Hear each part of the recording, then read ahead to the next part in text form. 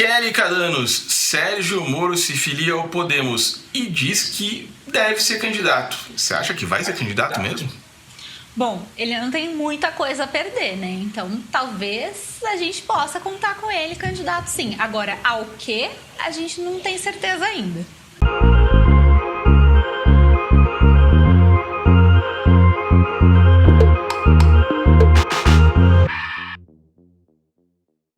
Olá, eu sou o Rogério Galindo, aqui do Plural. Eu sou a Kelly Cadanos, aqui do Regra dos Terços, e a gente voltou, olha só, a gente tinha prometido que toda quarta-feira a gente ia estar aqui sem margem de erro, mas agora a gente está aqui numa quinta-feira, depois de 1 mês e meio, mas é isso aí, esse é o Anexo 5, é o seu programa favorito sobre a política nacional. A gente estava de férias, né, Galindo, que não tinha nada acontecendo, então não tinha por que a gente estar aqui, né? Na verdade tinha muita coisa acontecendo na vida pessoal, né? Umas cirurgias aqui e ali, mas enfim, a coisa tá melhorando, então a gente promete agora que daqui até a eleição do ano que vem, se ninguém ficar doente, a gente volta a ter uma certa regularidade aqui. Kelly, e antes de a gente falar aqui do assunto do dia, do vídeo, do mês, que é o senhor Sérgio Moro, eu queria que você explicasse para pessoas desavisadas como eu, como é que segue o Anexo 5 aqui e em outros lugares? É só não esquecer de dar um curtir aqui nesse vídeo para você ajudar a gente com o engajamento no YouTube e também se inscrever no canal do Regra dos Terços e também no canal do Plural no YouTube. Além disso, você pode acompanhar a gente pelas nossas redes sociais também. @Regra dos Terços, a gente tá no Facebook, no Instagram e também no Twitter, e @Plural, agora eu peguei pensando que eu não sei de cor a sua arroba, Galindo. E eu vou saber, eu acho que é Plural JBR, mas se não for, você descobre lá, digita Jornal Plural, mas tá vai tudo dar certo, vai achar, é isso. Tem que merecer, você tem que merecer encontrar, se você merecer encontrar, aí você segue.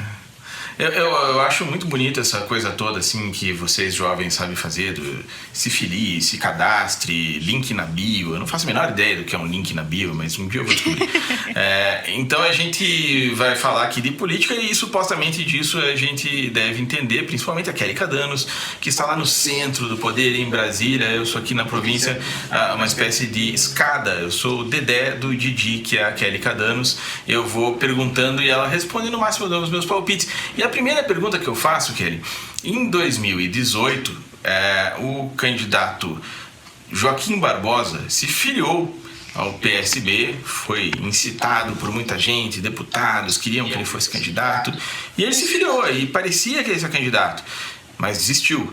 E o Hélio Gaspari tinha, na minha opinião, a melhor explicação é que o pessoal do judiciário não gosta de ser eleito para as coisas. Ele não quer ser eleito presidente, ele quer ser carregado num andor até o palácio. O Sérgio Moro se encaixa nessa descrição, você acha? Olha, vamos analisar, né? Ele já tinha dito que não ia entrar para a política a menos que houvesse um clamor popular, né? Lembra quando ele saiu do governo? Até recentemente ele vinha falando disso e dizendo que não seria candidato a menos que houvesse aí um certo clamor da sociedade por uma candidatura dele. Se esse clamor veio ou não, a gente não sabe, mas que ele já está se filiando, sim, a um partido político. Já no dia 10 agora de novembro, ele está, e há, sim, muita chance dele se candidatar à presidência ou até mesmo uma vaga no Senado. Enfim, a gente ainda não sabe exatamente, mas existe essa possibilidade. Agora, pré-candidato, qualquer um pode ser, né? A gente já viu quantas vezes aí Luciano Huck da vida sendo pré-candidato à presidência, né? Agora, vamos ver se lá no final das contas ele vai ter uma candidatura que seja competitiva para que os partidos banquem essa candidatura, né? Pré-candidato até o Luciano Huck e candidato até o Emael, né? Tem que ver se tem chance também. Mas antes de mais nada, Kelly, eu vou te pedir um instante só pra gente ficar em silêncio aqui por uns segundos. Você ouviu o clamor popular do Sérgio Moro enquanto a gente fez esse silêncio, não? Não consegui ouvir, não, né? Mas eu tô sem fone de ouvido, pode ser isso. Eu também não ouvi nesse período, porque justamente sem candidato todo mundo pode ser, né? Desde que tenha um partido político, seja maior de 35 anos, etc. Mas outra coisa é você ter chance. E nas pesquisas eleitorais até agora, o Sérgio Moro tem oscilado dentro da margem de erro entre pouco e muito pouco voto, né?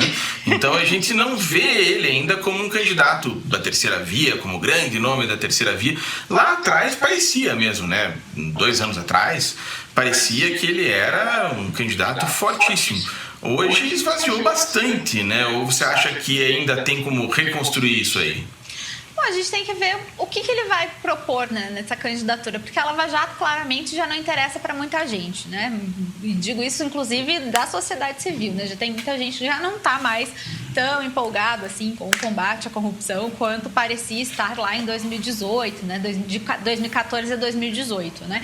Então, o que ele vai propor, né? Porque ele não tem uma plataforma de campanha que seja exatamente notável, né? E agora, isso é uma boa notícia, uma provável candidatura dele é uma boa notícia para o ex-presidente Lula, né? Que vai, além de confrontá-lo nas eleições, né? Porque o ex-presidente Lula também é candidato em 2022, ele ainda vai ter uma vantagem, né, Galindo? Porque os votos que o ex-ministro Sérgio Moro teria, provavelmente ele vai tirar do presidente Jair Bolsonaro, né? É um público muito parecido, né? Então, vai fragmentar aí a candidatura do presidente Jair Bolsonaro, né? Agora, se interessa isso para o ex-presidente Lula, não polarizar com o presidente Jair Bolsonaro no segundo turno, aí a gente também já não sabe, né? O que você acha? Então, o Lula sempre aparece nessas histórias, né? Porque é aparentemente o líder nas pesquisas, embora cada vez que eu fale com alguém que é bolsonarista, eles dizem que as pesquisas estão todas erradas e são compradas, e como a gente já sabe que funciona o raciocínio, né, do eleitor do Bolsonaro. Mas é lógico que para o Lula tem uma vantagem clara nisso, né? Quanto mais fragmentar o outro lado, ele sai com uma dianteira maior. Mas para o lado do Bolsonaro, você acha que realmente perde voto? Porque eu tenho a impressão que na disputa que houve entre eles e que acabou tirando o Sérgio Moro do governo, o pessoal acabou tomando muito mais o partido do Bolsonaro do que do Moro. O Moro ficou sendo visto como um sujeito que traiu o presidente ou alguma coisa assim, o que é muito curioso dentro daquela história toda, né? Porque lembrando o que aconteceu, né? O Bolsonaro foi pego tentando trocar a chefia da Polícia Federal para livrar a cara de parentes e amigos, né? E o Sérgio Moro acabou saindo no meio disso tudo e, curiosamente, apesar de ele ter tomado uma atitude ali no momento até decente, foi ele que saiu de vilão para os eleitores bolsonaristas. Ou você acha que eu posso estar lendo errado, assim? Eu acho que você tem uma leitura certa, assim, Galindo, mas daquela época, né? Porque muita coisa aconteceu de abril de 2020 até aqui, ainda vai acontecer até o final do ano que vem, ali por outubro, quando a gente vai ter as eleições, né? Eu acho que ele acaba, assim, roubando um pouco do eleitorado do presidente Jair Bolsonaro, principalmente aquele eleitorado que já abandonou o presidente e que agora está se sentindo meio órfão, né? Aquele eleitorado que não é o eleitorado fanático do presidente Jair Bolsonaro, que largou Sérgio Moro às traças lá em abril do ano passado, mas é um eleitor que votou no presidente Jair Bolsonaro em 2018, enfim, e se arrependeu desse voto. Eu acho que o Moro tem chance de entrar nesse campo. Agora, não sei se é um campo tão grande assim, né, para ele poder explorar para a eleição de 2022. E o que eu acho mais curioso é que alguém tenha se decepcionado com o governo Bolsonaro, que está indo tão bem, mas isso é assunto para um outro vídeo. Ninguém poderia prever, né, Galindo, que ia ser tão ruim. Pois é, imagina, né? Ninguém tem bola de cristal. Oi? Ninguém tem bola de cristal. Ninguém tem bola de cristal, lógico, né? As pessoas votam no psicopata e depois ele age como psicopata e as pessoas se frustram. Mas, enfim, voltando à questão do Sérgio Moro, né? Como a gente estava falando, até agora ele aparece muito atrás das pesquisas, não só do Lula, não só do Bolsonaro, mas atrás, inclusive, do Ciro Gomes e disputando ali mais ou menos em condição de igualdade com o quarto lugar, que seria o João Dória ou o Eduardo Leite, né? Então isso realmente não faz com que ele apareça como favorito. Tá, tem muito tempo para eleição, mas é nesse momento agora que começam a se articular as composições, as coligações, ou seja, se ele não conseguir atrair outros partidos, outras lideranças para a campanha dele, morre na casca, né? E a gente está vendo já aí em Brasília que ele não está sendo bem visto pelos possíveis parceiros, né? Pois é, uma das apostas, inclusive, de aproximação do ex-ministro Sérgio Moro era com o PSL, né? O partido que elegeu Jair Bolsonaro. Tem ali uma ala rebelde, digamos assim, né? Que não mais se declara bolsonarista, mas tem aí um pequeno problema, né? O PSL está se fundindo com o DEM. E aí a gente sabe que o DEM de morista não tem nada, né? Muito pelo contrário, o DEM é cheio de políticos, de muitos caciques políticos, da política tradicional, que não ficaram extremamente felizes e satisfeitos com a atuação do Moro enquanto juiz da Operação Lava Jato. Então, isso pode dificultar aí uma eventual aliança, né, com a União pelo Brasil, que é o nome que vai receber esse partido, que vai ser a fusão do DEM e do PSL. Então, ele já começa com essa dificuldade. Ele tem as portas abertas no Podemos, que é, inclusive, o partido do senador Álvaro Dias, né, paranaense, que aparentemente está realizando o sonho da vida dele, né? Em filiar Sérgio Moro ao seu partido, né? Agora, tem outro detalhe também, né? Se o ex-ministro decidir que não vai se candidatar à presidência, ele pode tentar o Senado. E no Senado, quem sabe, ele tem uma chance de ser eleito. E aí, se ele for tentar se candidatar pelo Paraná, por exemplo, aí já vai ter um problema com o próprio Álvaro Dias, né, Galindo?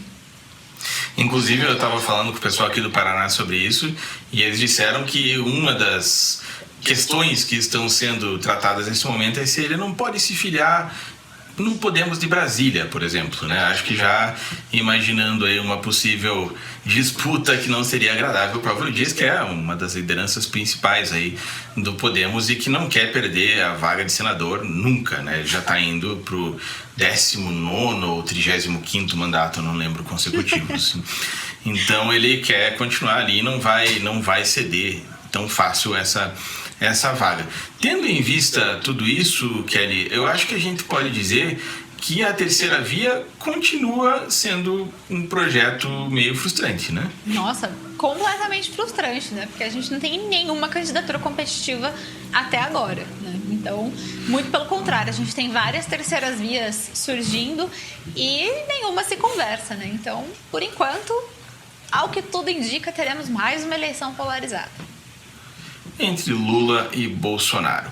Ou seja, tudo indica que vai ser uma guerra daquelas e que ano que vem, a essa altura, se bem que a essa altura, novembro, já vai tá eleito, né?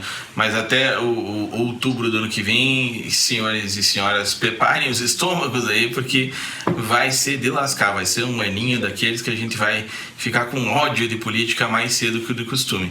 Mas, enquanto isso, a gente vai tentando tratar tudo isso com uma certa leveza, não é, Kelly? Aqui no Anexo 5, essa é a proposta e toda semana a Kelly Cadanos lá de Brasília e eu aqui de Curitiba estamos tratando disso. Mas antes de encerrar, Kelly, eu não queria deixar de fazer um elogio e pedir para você explicar o que é o novo Regra dos Terços, Kelly Cadanos? Novo Regra dos Terços estreou essa semana, inclusive, no dia 1º de novembro.